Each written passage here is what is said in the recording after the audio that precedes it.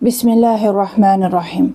Amerika və İsrailin İrana birgə hücumu nəticəsində şəhid olmuş Avin Əmir Kaşani son 10 gündə öldürülmüş yüzlərlə uşaqdan yalnız biridir.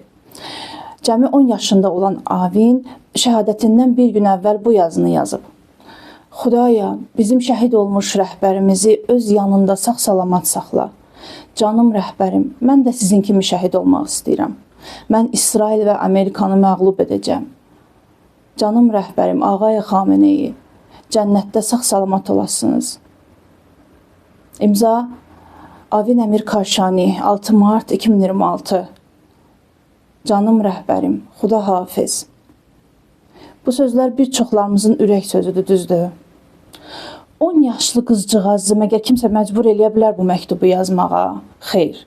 Ən səmimi və ürəkdən gələn bu sözlər düşmənin qorxduğu İslam tərbiyəsindən irəli gəlir.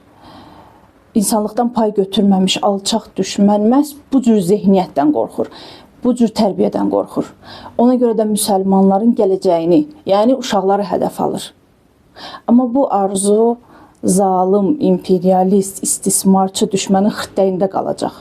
Ramazan müharibəsi davam eləyir.